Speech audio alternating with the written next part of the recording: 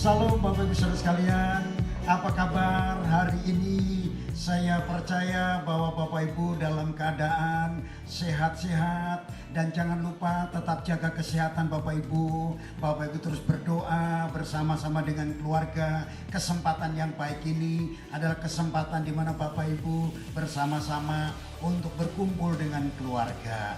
Dan saya percaya Bapak Ibu juga menikmati ibadah online yang minggu lalu kami sajikan buat Bapak Ibu Saudara sekalian. Kami juga menyediakan yaitu jurnal setiap hari. Bapak Ibu bisa juga untuk mengaksesnya di Facebook dan bahkan saya kirim di grup-grup yang ada sehingga Bapak Ibu terus bertumbuh dalam iman, kasih dan pengharapan kepada Tuhan. Dan hari ini ada berkat khusus, tema khusus buat Bapak Ibu Saudara sekalian yang Bapak Ibu bisa nikmati bersama-sama. Dan Bapak Ibu siapkan dirimu hari ini untuk menyetel bersama-sama di online, baik di Facebook, baik di YouTube maupun di Instagram Bapak Ibu Saudara sekalian. Selamat menikmati, Tuhan Yesus memberkati kita. Shalom, selamat bertemu lagi di dalam kasih Tuhan. Kita bersyukur hari ini kita bisa datang kembali untuk memuji Tuhan dan kita juga bisa mendengarkan firman Tuhan yang sebentar akan disampaikan. Biar kita siapkan hati kita yang terbaik untuk Tuhan. Amin. Amin. Mari kita tundukkan kepala kita, kita berdoa. Bapa di surga, terima kasih Tuhan. Engkau sungguh baik, Engkau sangat baik. Hari ini kami datang ke rumah-Mu Bapa. Dimanapun kami berada Tuhan, di rumah kami masing-masing itu pun rumah-Mu Tuhan. Kami mau mengucap syukur Tuhan atas segala kebaikan-Mu dalam hidup kami.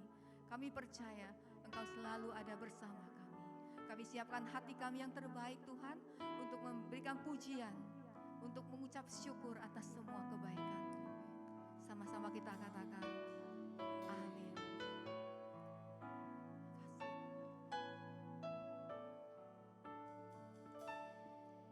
Apapun yang terjadi di dalam hidupku, selalu ku berkata, Tuhan Yesus baik.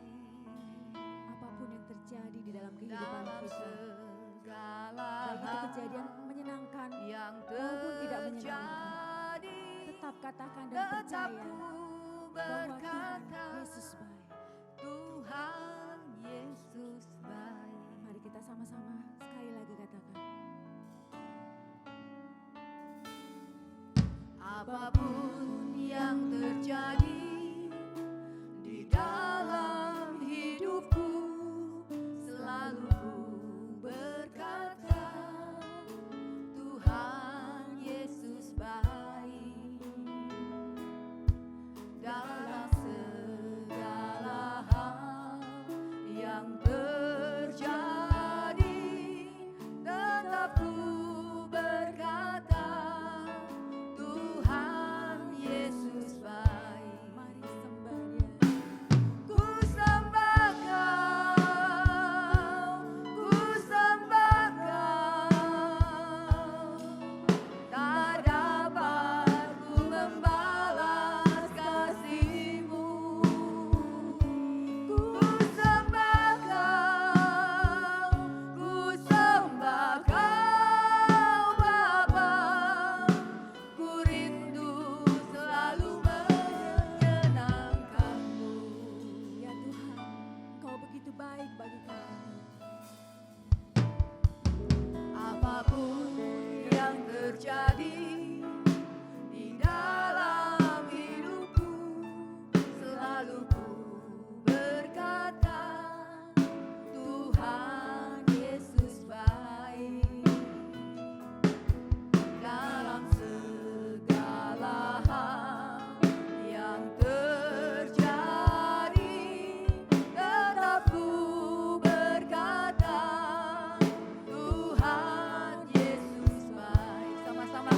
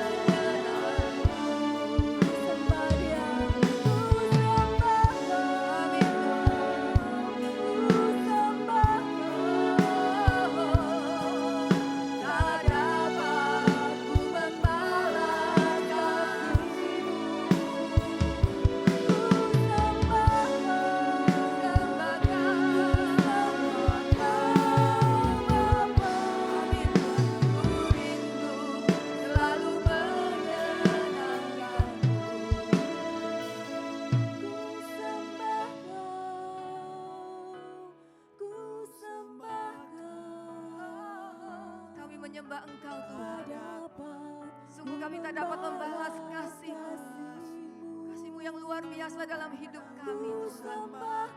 Apapun yang kami alami saat ini Tuhan, biarlah hati kami senantiasa menyembah Engkau Yesus. Amin Tuhan.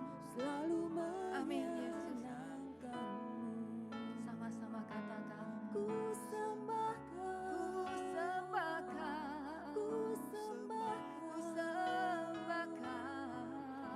tak dapat ku membalas kasih-Mu.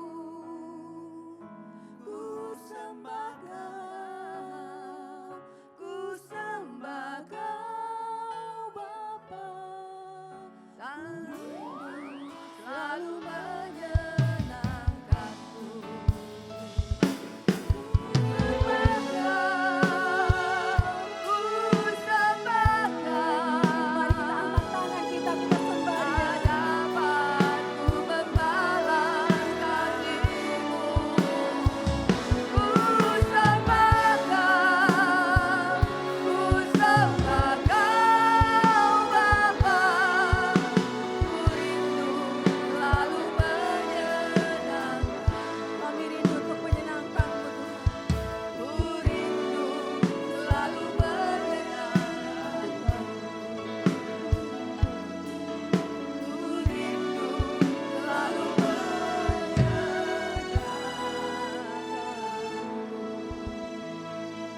Haleluya Yesus.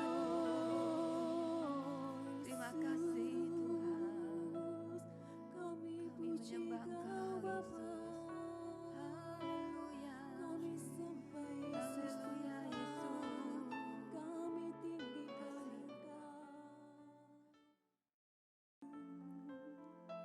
Mengenal Allah Bapa, Yesus dan Roh Kudus adalah dasar kekuatan kita dalam menghadapi berbagai goncangan.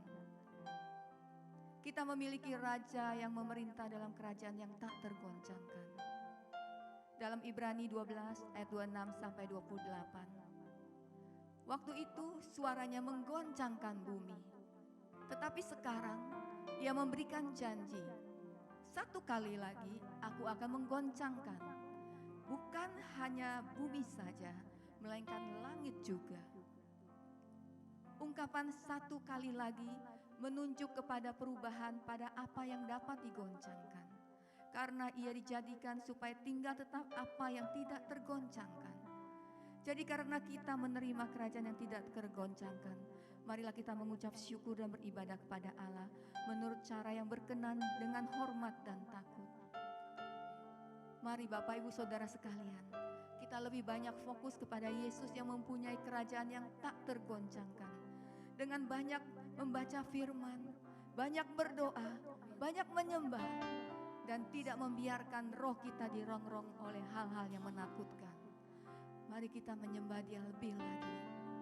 Haleluya Yesus. Terima kasih Tuhan. Kasih Yesus.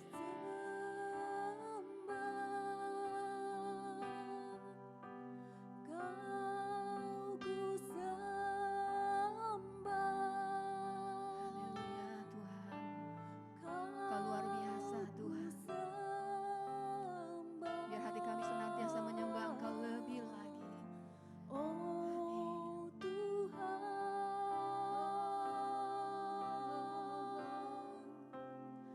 aku sembah, Kau ku sembah. Mari angkat tanganmu, katakan Tuhan, aku menyembah Engkau Tuhan. Amin Tuhan. Amin Tuhan. Oh Tuhan, Sama-sama katakan Kau ku sembah Tuhan. Kau ku sembah. Kau ku sembah.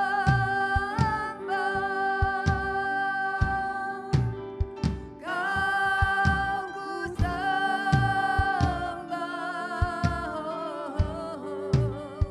Oh Tuhan, kami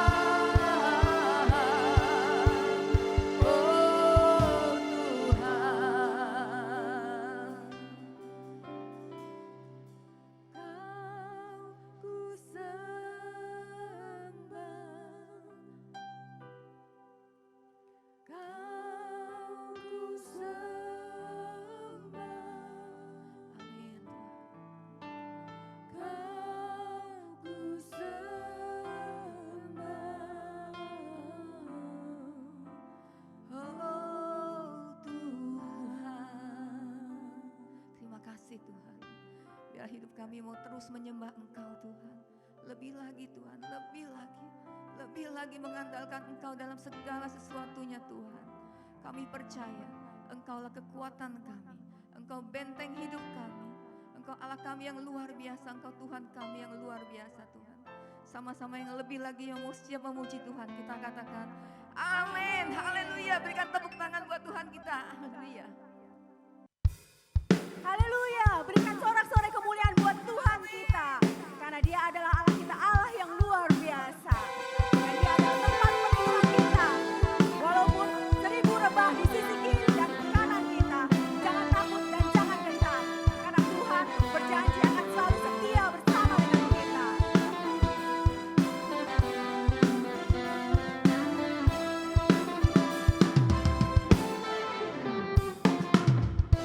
Meski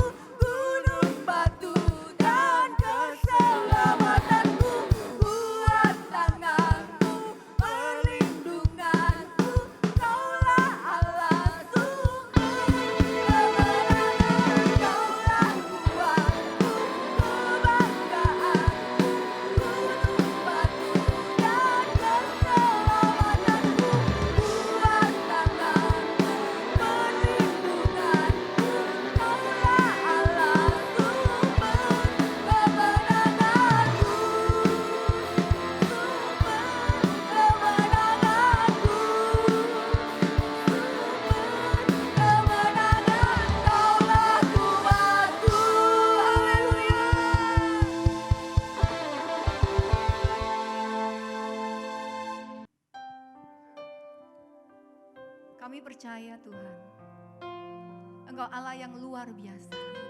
Engkau Tuhan yang sanggup melakukan apapun itu. Bagi Engkau tak ada yang mustahil. Amin.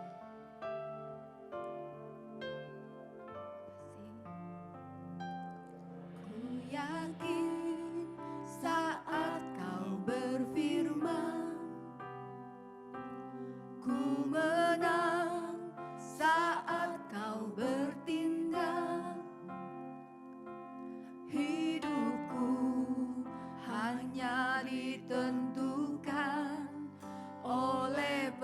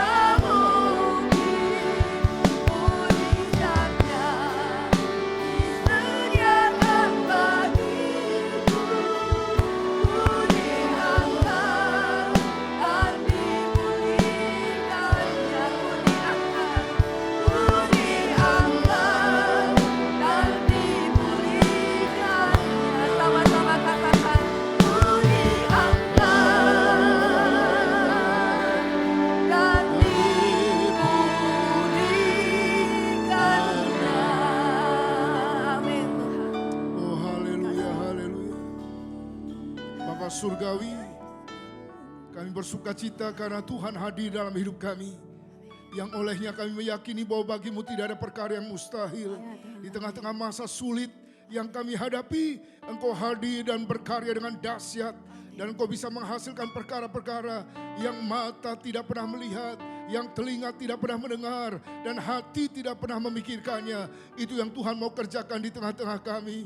Apapun yang buruk, Tuhan bisa ubah menjadi kebaikan. Sebab Engkau berkarya di dalamnya. Terima kasih Tuhan, sebentar teduhkan jiwa kami. Untuk kami boleh mendengar suara kebenaran, menyapa kami, menjamah kami, menyembuhkan kami, memulihkan setiap kami. Pengurapan-Mu atas hamba-Mu, pengurapan-Mu atas kami sekalian. Berbicaralah ya Tuhan, karena kami siap mendengarkan suara Roh-Mu. Di dalam nama Yesus, firman Allah yang hidup dan berkuasa, kami sudah berdoa dan mengucap syukur. Haleluya. Yang sungguh-sungguh mengasihi Tuhan katakan, amin. Haleluya. Puji Tuhan. Selamat hari Minggu Bapak Ibu Saudara sekalian. Shalom. Salam sejahtera dalam kasih Kristus Tuhan kita. Kita bersuka cita bahwa pada masa-masa sulit sekalipun kita masih bisa beribadah. Dan inilah hari yang dijadikan Tuhan. Marilah kita bersuka cita di dalamnya. Saudara, kita bersyukur melalui masa-masa yang sulit hari-hari ini. Gereja Tuhan dihimbau sebagai bagian dari bangsa untuk beribadah di rumah-rumah. Kita mengalami apa yang dialami oleh jemaat mula-mula. 380 tahun lamanya tidak ada gereja gedung. Ya. Gereja ada tanpa tembok 380 tahun di bawah penganiayaan kaisar-kaisar Romawi. 10 kaisar menganiaya kekristenan, dan ketika Konstantin mengalami mimpi diubahkan sedemikian rupa, Kaisar Theodosius Agung mengumumkan bahwa orang percaya tidak dihambat, boleh beribadah.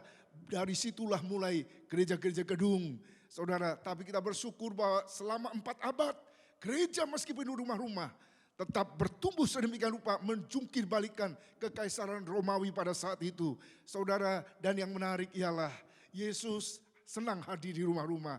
Yesus hadir di rumah Matius, Yesus hadir di rumah Sakius, Yesus hadir di rumah Lazarus. Ya, dan di rumah Sakius Tuhan berkata, hari ini aku harus menumpang di rumahmu. Karena keselamatan dari Tuhan akan hadir. Dimanapun Yesus hadir, keselamatan, sukacita, damai sejahtera mengalir, tercurah, berkat dilimpahkan. Dan saya percaya di rumah Bapak Ibu Saudara sekalian pun Tuhan hadir dan siap untuk mencurahkan berkatnya. Haleluya. Saudara, keluargaku mengemban misi yang dari Tuhan. Itu tema kita minggu ini. Kita sadar bahwa Tuhan punya misi yang dahsyat dari kekal sampai kekal. Dan itu dilaksanakan lewat keluarga. Keluarga-keluarga melaksanakan misi Tuhan sejak Kejadian 3 ayat 15. Janji induk yang pertama, ketika manusia jatuh ke dalam dosa, Tuhan sudah merancangkan misi keselamatan. Jadi ketika keluargaku mengemban misi yang dari Tuhan, yang tercatat dalam Alkitab, ya, saudara, berbunyi demikian dalam Kejadian pasal 1 dikatakan, Allah memberkati mereka, lalu Allah berfirman kepada mereka, beranak cuculah, bertambah banyak, penuhi bumi, taklukkanlah itu. Berkuasalah atas ikan-ikan di laut dan burung-burung di udara dan atas segala binatang yang merayap di bumi. Haleluya. Dari sini kita melihat ada 2 misi global Tuhan yang harus dilaksanakan melalui keluarga-keluarga di seluruh muka bumi. Keluarga-keluarga orang percaya. Yang pertama, mandat budaya. Ya, amanat atau mandat budaya. Dan yang kedua, amanat atau mandat injili. Saudara yang kasih Tuhan, kita tahu apa itu mandat budaya. Dikatakan beranak cuculah, berkembang biak, bermultiplikasi, penuhi bumi. Ya, penuhi seluruh bumi. Sebab pada waktu itu bumi masih kosong. Ya, penduduknya tidak banyak.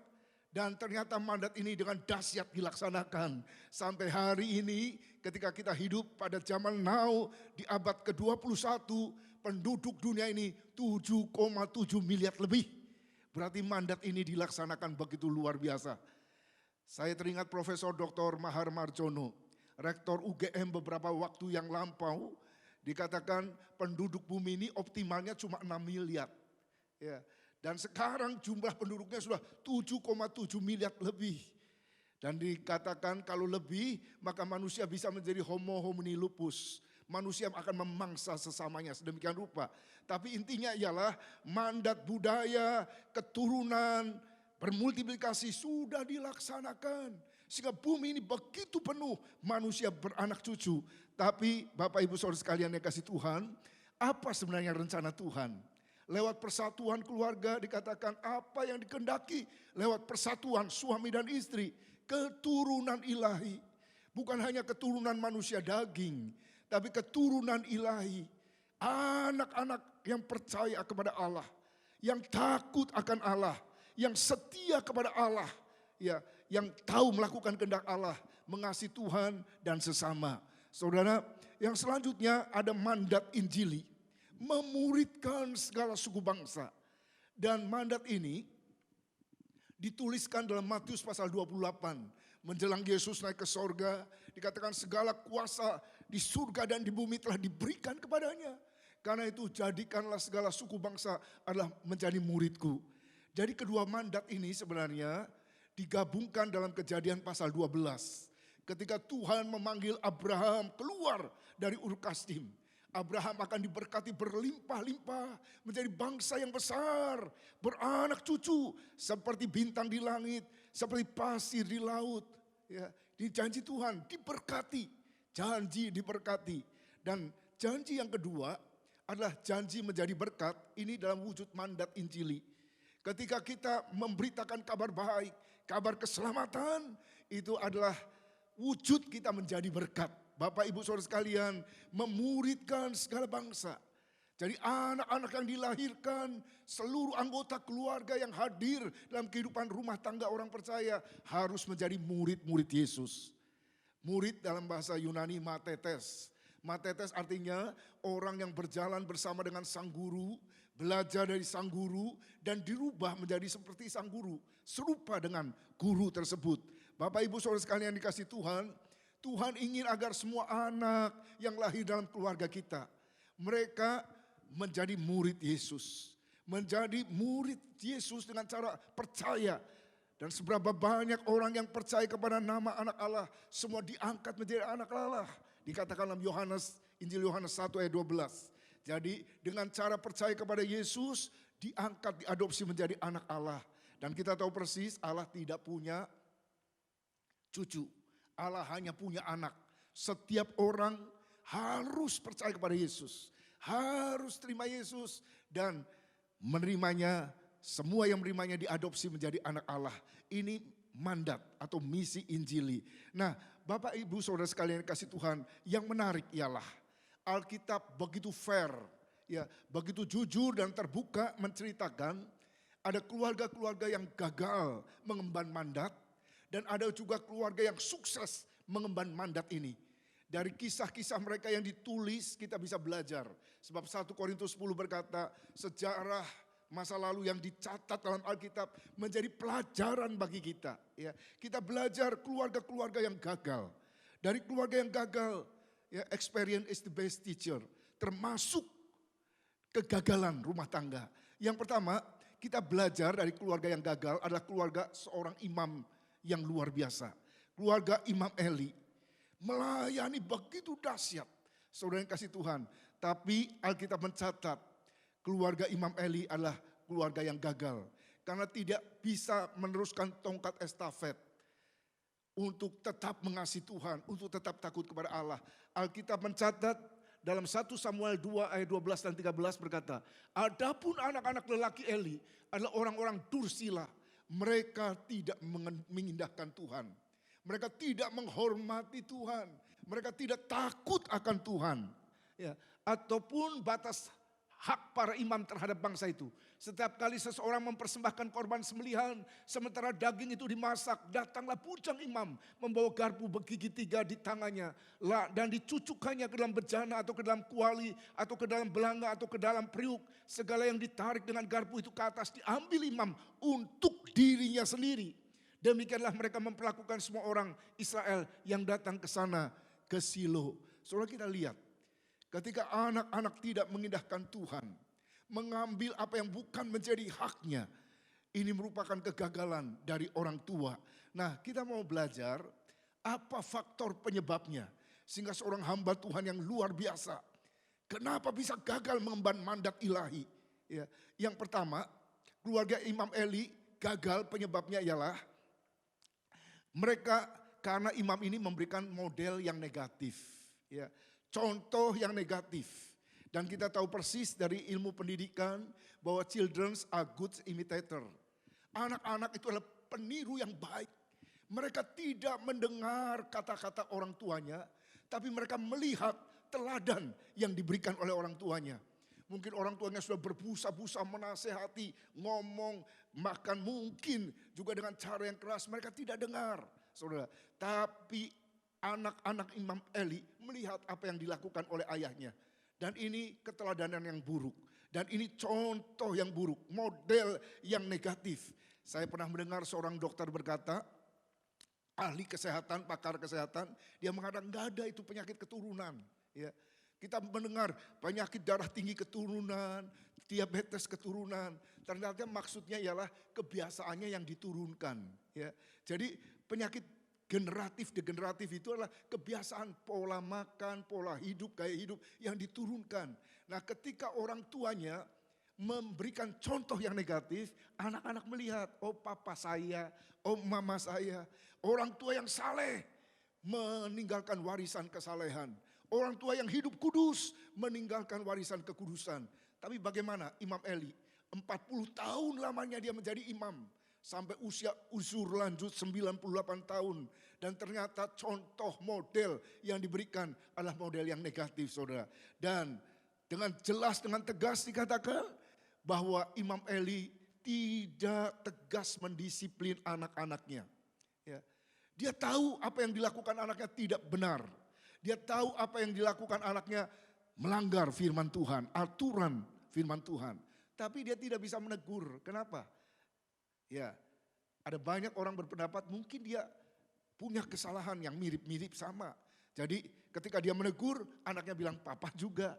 Dan dia tidak punya kuasa nabi untuk menegur anaknya sedemikian rupa. Karena apa? Dia punya kelemahan. Ya, saudara, jadi dia tidak tegas mendisiplin anak. Dan ini contoh dari orang-orang tua yang terlalu memberhalakan anaknya. Terlalu mengutamakan anak, enggak tegas mendisiplin anak, takut mendisiplin anak sedemikian rupa. Sehingga anak menjadi saingan Tuhan. Dan kita tahu firman Tuhan mengatakan bahwa anak itu adalah milik pusaka yang dari Tuhan. Anak-anak saudara adalah titipan yang dari Tuhan. Seorang penulis filsuf tapi juga seorang teolog ya dari Libanon namanya Khalil Gibran menulis dalam bukunya luar biasa sekali. Dan salah satu tulisan syair dalam bukunya berbunyi demikian. Anak-anakmu bukanlah anak-anakmu. Anak-anakmu bukanlah anak-anakmu. Anak-anak kita bukan anak kita, saudara. Itu anak Tuhan yang dititipkan kepada kita. Samuel gagal. Kenapa? Tidak memberikan model yang positif. Tidak berani menegur anak-anaknya. Dan terlalu mengutamakan anaknya. Terlalu menyayangi anaknya berlebih-lebihan. Kita sayang kepada anak-anak kita. Amin. Saya yakin Bapak Ibu Saudara sekalian sayang kepada anak-anak. Tapi juga kesayang yang terlalu berlebih-lebihan. Kasih yang tanpa disertai dengan disiplin membahayakan anak. Pada masa tua mereka tidak tahu membedakan. Pada masa dewasa mereka tidak tahu membedakan mana yang benar, mana yang salah. Karena dari sejak kecil ya pendidikan moral sudah selesai kurang lebih usia 12 tahun. Masa pembentukan. Tidak pernah diajarkan mana yang benar, mana yang salah. Dan akhirnya ini yang menjadi penyebab kegagalan Imam Eli. Dan yang menarik saudara, Imam Eli mengasuh Samuel. Ya. Samuel diasuh sejak lepas susu, diserahkan oleh ibunya, dipersembahkan untuk melayani Tuhan. Ya. Dan yang menarik, Samuel melihat apa yang dilakukan Imam Eli terhadap anak-anaknya, Hofni dan Pinehas. Yang akhirnya dihukum oleh Tuhan dengan kebinasaan. Nah, kita lihat yang kedua, keluarga Samuel. Ternyata Samuel adalah seorang nabi yang hebat, saudara. Tapi pun dia mengalami kegagalan dalam mendisiplin keluarganya. Alkitab mencatat demikian. Setelah Samuel menjadi tua, diangkatnya lah anak-anaknya laki-laki menjadi hakim atas orang Israel. Nama anaknya yang sulung ialah Yoel, nama anaknya yang kedua ialah Abia. Keduanya menjadi hakim di Berseba. Tetapi anak-anaknya itu tidak hidup seperti ayahnya. Artinya apa? Ayahnya lurus, ayahnya hebat, ayahnya model yang luar biasa, saudara. Contoh yang luar biasa. Pelayanannya begitu berkembang, buka cabang di beberapa tempat. Di Mispa, di Gilgal, di Betel, dan pusatnya di Rama. Luar biasa, saudara. Jadi anak-anaknya tidak hidup seperti ayahnya. Mereka mengejar laba, menerima suap, memutarbalikkan keadaan. Karakter ayahnya yang lurus ternyata tidak diwariskan kepada anaknya. Nah, ini jadi pertanyaan ya. Kalau tadi Samuel tidak memberikan model yang positif, sekarang kenapa dengan Imam Eli? Sekarang kenapa dengan Samuel? Contohnya begitu indah, contohnya begitu bagus, saudara. Tapi anak-anaknya tidak ada yang menjadi seperti Samuel. Ya, kita mengenal peribahasa like father like son. Harusnya seorang ayah itu menurunkan sesuatu dan anaknya meniru ayahnya. Tapi tidak demikian dengan anak-anak Samuel. Saudara yang kasih Tuhan, apa penyebabnya? Kegagalan. Dan ternyata contohnya bagus, tapi tidak diterima oleh anak-anaknya. Kenapa? Karena terlalu sibuk pelayanan, seperti tadi saya katakan. Ya, pusatnya di Rama, cabang-cabangnya di Betel, Mispa, Gilgal, sedemikian rupa. Sibuk bolak-balik. Sampai mungkin zaman sekarang berkata, anak-anaknya tidak mengenali ayahnya. Ayahnya absen, asing bagi anak-anaknya. Mungkin pada waktu anaknya masih kecil, habis pulang pelayan kemana, mungkin anaknya tanya, Mama, itu siapa? Padahal itu ayahnya. Gak kenal siapa ayahnya, terlalu sibuk dengan bisnis, terlalu sibuk dengan pekerjaan, terlalu sibuk dengan pelayanan. Saudara, ini juga penyebab yang kedua. Ya, salah prioritas, melalaikan keluarga demi pekerjaan, demi pelayanan. Dan saudara yang kasih Tuhan, prioritas yang utama bagi orang percaya dan keluarga, orang percaya adalah Tuhan nomor satu. Ya, nomor satu. Tapi yang keluarga pasangan hidup, yang kedua. Ya, yang kedua harus pasangan hidup, termasuk kemudian anak-anak. Dan baru yang keempat pekerjaan dan pelayanan. Saudara, rupanya Samuel salah prioritas dalam hidup. Sehingga akibatnya ialah kita baca. Dan itu menjadi pembelajaran bagi kita. Kalau ada di sini orang-orang tua yang terlalu sibuk, ayah sibuk, ibu sibuk, saya tuh baca di belakang sebuah truk. Papa pergi, anak dan istri masih tidur. Papa pulang, anak dan istri sudah tidur. Sampai gak ada perjumpaan sama sekali.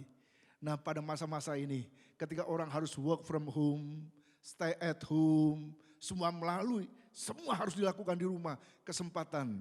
Ya, ada pemulihan dalam keluarga saling mendekat satu sama lain, ya, keluarga saling mengenal lebih dalam satu sama lain. Saudara, Imam Eli gagal, kemudian Samuel gagal, dan berikutnya yang menarik ialah generasi berikutnya, Raja Daud.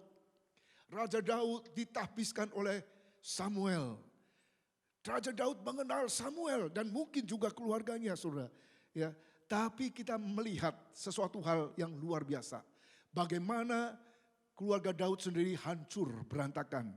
Anaknya saling bunuh satu sama lain, memberontak sedemikian rupa.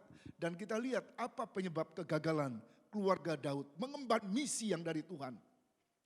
Menjadikan generasi berikutnya anak-anak yang takut akan Allah. Menghormati Tuhan, cinta akan Tuhan. Dan ini penyebab utamanya. Ya, selama hidup Adonia, ayahnya belum pernah menegur dia dengan ucapan, mengapa engkau berbuat begitu? Ia pun sangat elok perawakannya dan dia adalah anak pertama sesudah Absalom. Saudara yang kasih Tuhan. Ya. Jadi keluarga Daud hancur. Tidak bisa mengemban misi yang dari Tuhan. Yaitu untuk melanjutkan keturunan generasi yang saleh dan takut akan Allah. Kenapa? Kenapa keluarga Daud hancur, jelas dikatakan terlalu memanjakan anaknya. Ya. Terlalu memanjakan anaknya sedemikian rupa. Tidak pernah menegur. Ya. Anak-anaknya tidak pernah menegur.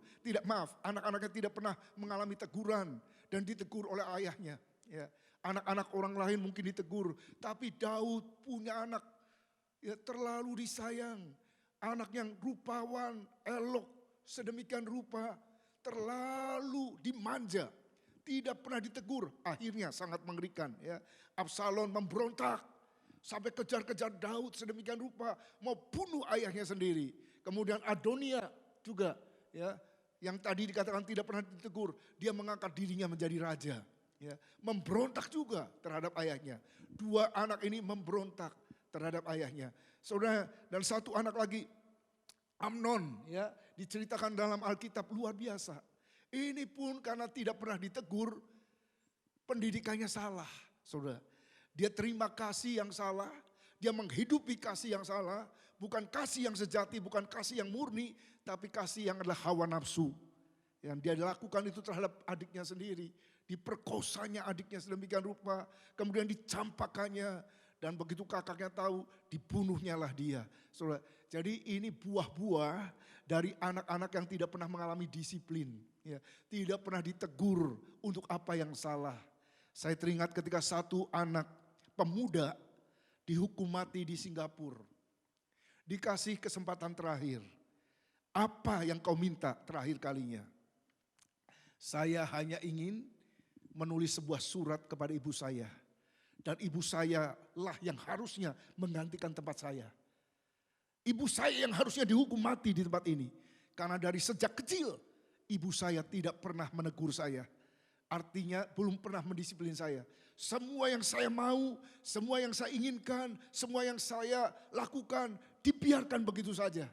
Tidak pernah ditegur, tidak pernah, selalu diabaikan.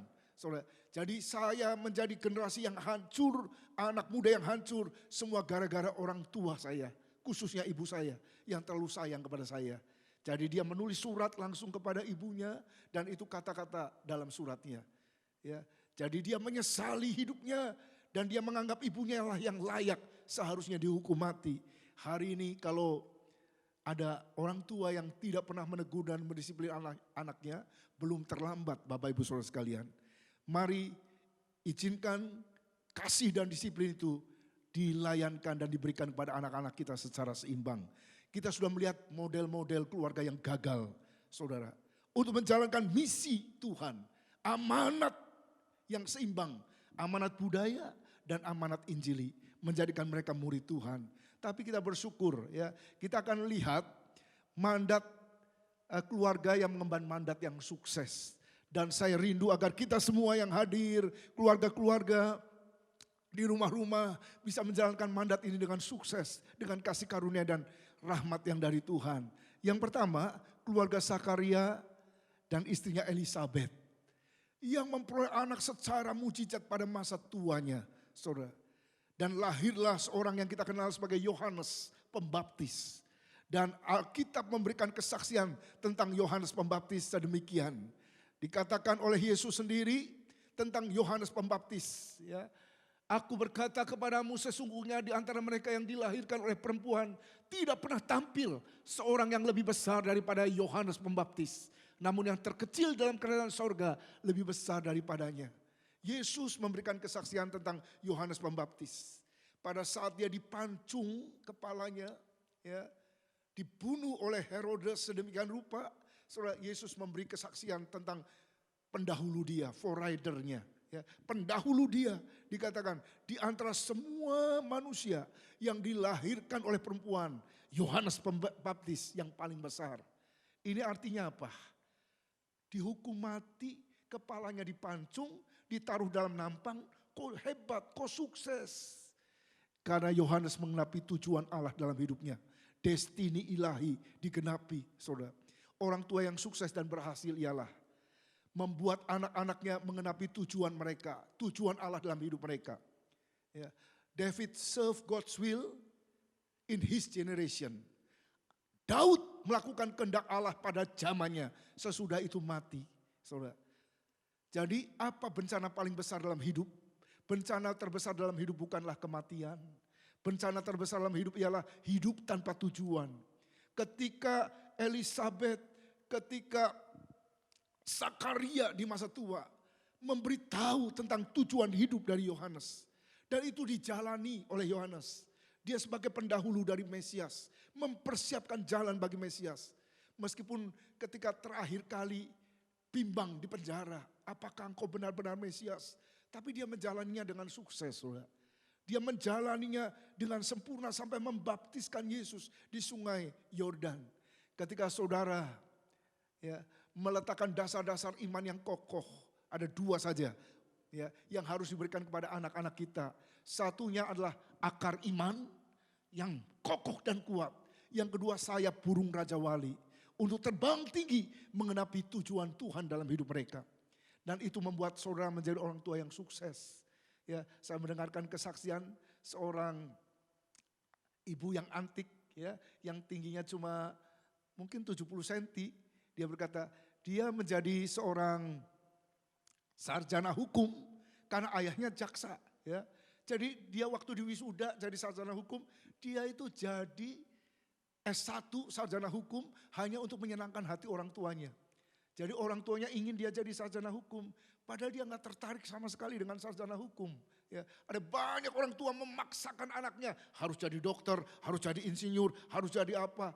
Setiap anak unik, setiap anak spesial. Tuhan punya panggilan untuk mereka, Tuhan punya destiny untuk mereka. Setiap anak-anak saudara juga spesial di mata Tuhan. Jadi orang tua mengarahkan saja, jangan memaksakan kehendak.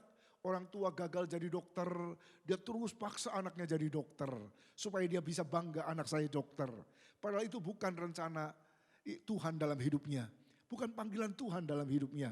Saudara, jadi Yohanes Pembaptis dibesarkan oleh keluarga yang sudah usur lanjut usia.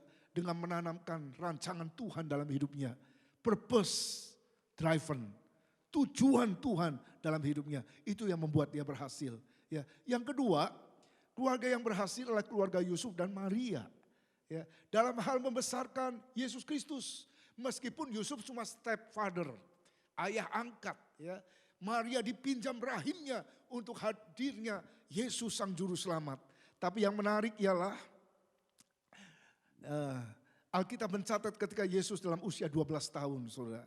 Dalam usia 12 tahun dikatakan, semua orang yang mendengar dia sangat heran akan kecerdasannya dengan segala jawab yang diberikannya. Dan kemudian ayat 51 dalam Lukas 2, setelah dia hilang dalam kerumunan orang banyak, dan lalu ia pulang bersama-sama dengan mereka, ayahnya dan ibunya ke Nazaret, dan tetap hidup dalam asuhan mereka. Dan ibunya menyimpan semua perkara itu di dalam hatinya. Dan ayat 52 ini yang menarik. Dan Yesus makin bertambah besar dan bertambah hikmatnya dan besarnya makin dikasihi oleh Allah dan manusia. Yesus bertumbuh dalam asuhan dari orang tua jasmaninya yaitu Yusuf dan Maria.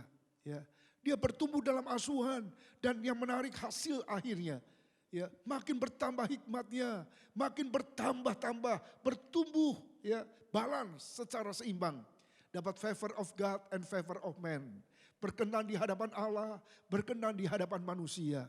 Saudara, sukses yang sejati. Ketika Allah berkenan, juga manusia berkenan. Jadi hikmatnya bertumbuh, kemudian pengetahuannya bertumbuh.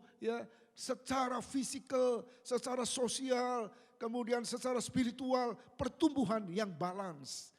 Anak-anak kita, banyak orang tua senang. Anaknya pinter, tapi otaknya pinter, hatinya parah, kerohaniannya hancur. Saudara, tubuhnya montok, jiwanya rontok misalnya. Saudara, tubuhnya waduh, tambah hari tambah besar, senang. Tapi jiwanya rontok tanpa pendidikan rohani, tanpa pembekalan secara spiritual, menghancurkan masa depan anak ini. Jadi keluarga Yusuf dan Maria luar biasa. Yesus bertumbuh untuk mengenapi rencana Tuhan pada akhirnya. Kita mendengar ada suara dari sorga, inilah anakku yang kukasihi, kepadanya lah aku berkenan. Perkenanan Allah dalam hidup Yesus. Perkenanan Allah atas hidup anak-anak kita masing-masing. Itu yang membuat saudara menjadi orang tua yang sukses. Ya, ketika mama saya mau meninggal, saudara, setelah stroke sampai 2 kali dalam usia 76 tahun. Dia masuk ke kamar saya, duduk. Dia berkata, takut akan Allah, takut akan Allah, takut akan Allah. Kita bingung, anak-anaknya 7. Ya. Ternyata kami tanya, kenapa Mi? Ya, kalian 7-7-nya keluar cuma bawa 1 koper. Sekarang semua udah punya rumah, semua udah mandiri, semuanya bunder-bunder. Saya cuma bilang, pabriknya aja bunder, makanya semuanya jadi bunder juga. Saudara, tapi kalimat itu yang diulang-ulang. Modalnya cuma 1, takut akan Allah. Kalau saudara tidak bisa mewariskan yang lain, beri kepada anak-anakmu takut akan Allah. Itu awal dari segala-galanya. Saudara, yang terakhir, yang sukses dalam contoh Alkitab adalah keluarga Simon Kirene. Ya, yang adalah ayah dari Alexander dan Rufus. Dan siapa dia? Dia adalah seorang namanya Simon, orang Kirene, ayah Alexander dan Rufus. Yang baru datang dari luar kota. Dan orang itu mereka paksa untuk memikul salib Yesus. Orang yang dalam perjalanan Yesus menuju Golgota gak pernah kenal. Dari Afrika Utara dipaksa untuk memikul salib Yesus. Pertama dia terpaksa memikul salib Yesus. Tapi rupanya dalam perjalanan menuju Golgota, dia mengalami jamahan Tuhan yang dahsyat. Dan itu membekas sepanjang hari umur hidupnya. Membuat dia menjadi orang percaya. Percaya dan keluarganya juga menjadi keluarga yang percaya. Anaknya menjadi penatua jemaat. Ya, Alexander dan Rufus terkenal pada saat Paulus menulis surat ini. Dan dikatakan, salam kepada Rufus, orang pilihan dalam Tuhan. Salam kepada ibunya yang bagiku adalah ibu juga. Jadi Nyonya Simon Kirene itu menjadi ibu bagi Paulus. Ini keluarga yang luar biasa, saudara. Ya, jadi pendidikan diturunkan dan menghasilkan generasi berikutnya yang cinta Tuhan, yang takut akan Tuhan. Ini luar biasa. Nah, Bapak Ibu Saudara sekalian, saya akan tutup ya dengan kalimat dari seorang reformator yang dahsyat. Ya. Martin Luther berkata, keluarga itu sekolah karakter. Dalam keluarga itulah karakter dibentuk. Ya. Karakter, gak ada pendidikan karakter yang di sekolah-sekolah umum pada umumnya. Pendidikan mafiki, matematika, fisika, kimia, semua mengisi intelektual. Tapi justru dalam keluarga, karakter dibentuk dan karakter itu yang menjadi benteng. Menjadi menjadikan keluarga-keluarga kuat. Kalau keluarga kuat, masyarakat kuat, gereja kuat, negara juga kuat. Saudara, jadi keluarga adalah sekolah karakter. Dan kalau kita berhasil menanamkan karakter ilahi dalam kehidupan keluarga kita, anak-anak kita, ini menjadikan keluarga menjadi sukses. Nah, ada satu kalimat yang tadi saya sudah kutip, ya. Jangan pernah lupa, anak-anak kita bukanlah anak-anak kita. Mereka adalah titipan Tuhan. Anak-anak Tuhan yang dititipkan kepada kita. Dan salah satu buku yang ditulis oleh Hillary Clinton, It Takes a Village.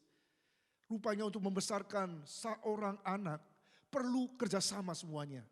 Pendetakah, keluarga penatua, pengurus jemaat, semua yang kenal. Mari kita sama-sama ya mendukung anak-anak kita menjadi anak-anak bersama. Dalam artian kita punya care kepada setiap anak-anak yang ada di gereja ini. Ya, jangan bilang itu bukan anak saya. Kalau itu anak Tuhan berarti anak kita juga. Ya, karena sama-sama besarkan mereka. Nah, satu kalimat yang menarik dari salah satu badan PBB, ya, bahwa tugas hidup adalah to love, to live to love, to learn, and to lay a legacy. Ya. Tugas hidup ini hidup, mengasihi, belajar, tapi juga meninggalkan warisan. Jadi warisan, orang benar meninggalkan warisan, kata Amsal. Ya. Apa warisan yang harus kita berikan kepada anak-anak kita? Ya. Anak-anak rohani maupun anak-anak jasmani, sehingga mereka menjadi murid Yesus. Sehingga keluarga kita bisa mengemban amanat Tuhan, misi yang dari Tuhan, Missio Dei dengan sukses. Warisan yang pertama, iman pada Kristus. Beri kepada mereka iman di dalam Yesus Kristus yang menuntun kepada keselamatan yang kekal. Jangan beri warisan. Penelitian mengatakan warisan kalau diberikan kepada anak dalam bentuk uang, dalam waktu singkat akan habis. Tapi yang terutama iman kepada Kristus yang harus diwariskan kepada anak kita. Beri kepada mereka kasih agape, ya. Kasih yang dibarengi dengan disiplin, seimbang, ya. Terlalu besar kasihnya berbahaya, ya. Terlalu besar disiplinnya menjadikan anak-anak berontak juga, berbahaya, Saudara. Dan atmosfer berikutnya adalah keteladanan, ya. Apa yang kita lakukan berbicara lebih keras daripada apa yang kita katakan. Ya, karena sekali lagi anak-anak meniru apa yang kita lakukan. Jadi beri kepada mereka keteladanan, dan yang terakhir ajarkan kepada mereka ajaran firman. Bukan ajaran filosofi dunia. Ya, filosofi dunia yang hari-hari ini mencengkram generasi milenial. Saudara, ajarkan terus kebenaran firman kepada mereka. Dan tujuan akhirnya generasi yang saleh, generasi yang takut akan Allah, generasi yang cinta Tuhan, cinta pekerjaan Tuhan, dan mau melakukan misi Tuhan dalam hidupnya. Itu yang menjadi tujuan akhirnya. Saudara yang kasih Tuhan, saya teringat dengan seorang ibu namanya Monica. Punya seorang anak yang jahat luar biasa. Anak yang hidup dalam dosa, terus mabok-mabokan, kemudian judi, kemudian maaf kata main pelacur pada masa usia 11 tahunan. Monica menangis dan berdoa di hadapan Tuhan. Berdoa terus di hadapan Tuhan. Dia datang kepada seorang hamba Tuhan pada zamannya. Dan hamba Tuhan pastor tersebut berkata, seorang anak yang didoakan dengan tangisan air mata, sampai ke ujung langit pun Tuhan akan mengejar dia dan menangkap dia. Saudara yang kasih Tuhan, pada akhirnya dalam kekosongan dan kehampaan hidupnya, setelah mencari dan mengejar hawa nafsu dan segala hal, Agustinus berjumpa dengan Tuhan dalam usia 25 tahun. Dan hidupnya diubahkan Tuhan. Dan kita kenal sekarang berubah nama menjadi Santo Agustinus. Hari ini mari kita rindukan anak-anak kita, generasi yang Tuhan titipkan kepada kita, menjadi generasi yang takut akan Tuhan dan melakukan kehendak Allah pada zamannya. Sehingga keluarga kita sukses mengemban misi yang dari Tuhan. Tuhan Yesus memberkati kita sekalian. Amin. Bersama-sama kita akan berdoa untuk keluarga kita. Supaya keluarga kita di tengah masa-masa sulit bisa mengucapkan statement iman yang diucapkan oleh Yosua. Aku dan seisi rumahku, kami akan beribadah kepada Tuhan. Di tengah-tengah orang menyembah berhala-berhala modern pada zaman ini. Tapi mari tegaskan, aku dan seisi rumahku, kami akan beribadah hanya kepada Tuhan. Bersama keluargaku melayani Tuhan. Bersama keluargaku melayani Tuhan. Bersatu selamanya mengasihi Engkau. Tiada yang dapat melebihi kasih-Mu ya Tuhan.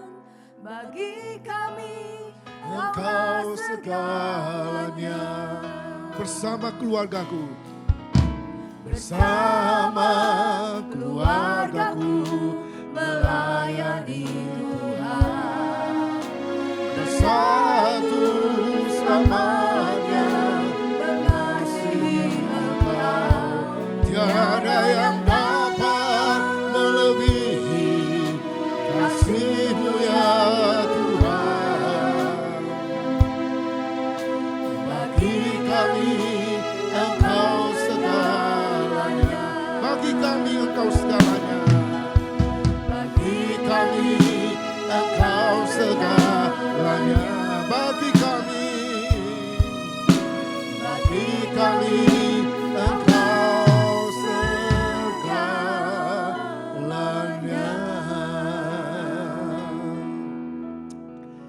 Mari kita menyatukan hati berdoa. Kalau ada orang tua dan anak-anak yang hadir mendengarkan pemberitaan firman ini, kita berdoa dengan sehati, komitmen di hadapan Tuhan.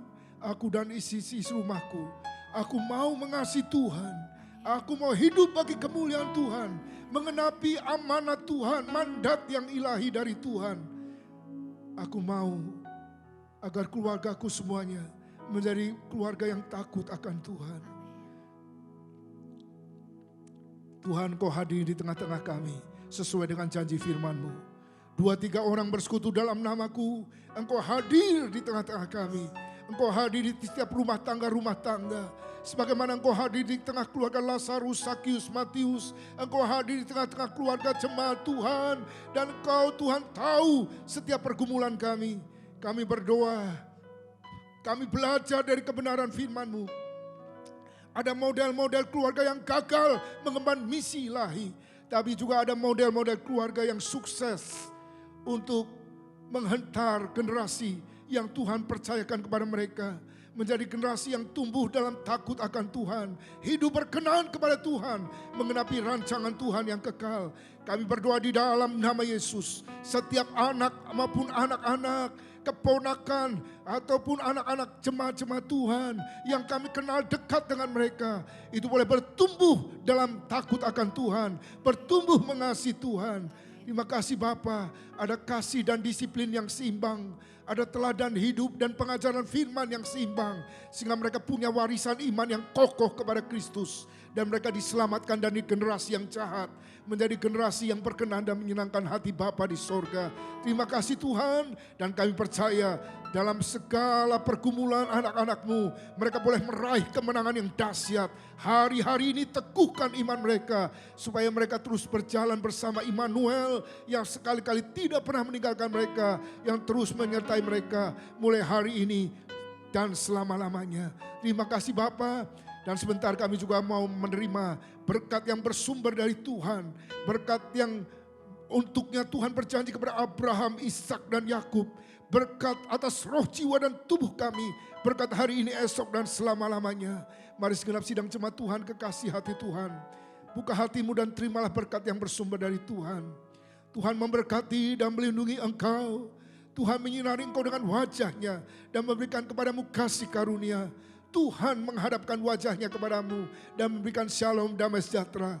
Terimalah berkat limpah dari Allah Bapa Surgawi, kasih karunia dari Tuhan Yesus Kristus, dalam persekutuan kekuatan, sukacita, kemenangan dan damai sejahtera oleh kuat kuasa Roh Kudus menyertai kita sekalian. Mulai hari ini sampai Maranatha, bahkan kekal sampai selama-lamanya. Yang sungguh percaya dan mengasihi Tuhan Yesus katakan, amin. Puji Tuhan, selamat hari Minggu. Tuhan Yesus memberkati.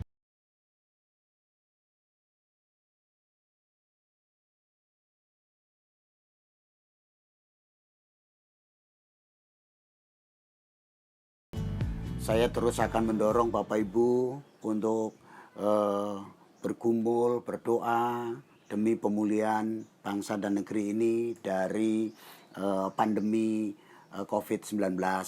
Dan kemudian terus ikuti anjuran pemerintah, kita melakukan yang namanya social distancing atau yang telah direvisi dengan physical distancing.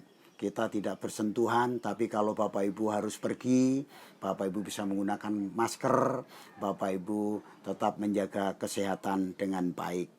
Itulah sebabnya yuk kita sama-sama jemaat Tuhan bersatu dan kita akan melihat kemuliaan Tuhan dinyatakan. Nah, untuk beberapa minggu ke depan, khususnya kita menghadapi Jumat Agung dan Paskah, dan minggu besok adalah perjamuan kudus. Kita tidak lakukan itu, tetapi kita akan fokuskan bersama-sama di Jumat Agung dengan Bapak Ibu tinggal di rumah masing-masing. Bapak Ibu akan menikmati online yang akan kami sajikan. Dan ada beberapa hal yang perlu Bapak Ibu perhatikan, yaitu yang pertama, nanti Bapak Ibu akan disediakan roti dan anggur untuk Bapak Ibu bisa hubungi PKS-PKS yang ada, karena nanti kami akan distribusikan di sana. Dan ketika Bapak Ibu tidak mendapatkan itu, dan ini memungkinkan tidak mendapatkan sama sekali dan gereja sudah tidak menyediakan itu, Bapak Ibu bisa membeli roti sendiri, dipotong kecil-kecil, dan kemudian Bapak Ibu bisa beli sirup ABC yang rasa anggur. Nanti Bapak Ibu bisa campur dengan air, tidak seluruhnya Bapak Ibu tuang di situ. Bapak Ibu bisa siapin itu. Kalau toh itu juga tidak memungkinkan, Bapak Ibu menggunakan roti dan air teh itu kalau terpaksa. Bagaimana cara pelaksanaannya? Nanti di hari Jumat Agung Bapak Ibu bisa menikmati seperti yang kami sajikan urutan-urutan di dalam pelaksanaan perjamuan kudus. Dan untuk doa bersama di rumah dipimpin oleh kepala keluarga. Kalau tidak ada ayah, ya ibu yang memimpin bersama-sama. Kalau tidak juga Bapak Ibu bisa sendiri dan sebagainya. Itu mungkin yang perlu saya sampaikan buat kita. Dan info selanjutnya nanti kita akan sampaikan kepada Bapak Ibu saudara sekalian. Tuhan Yesus memberkati.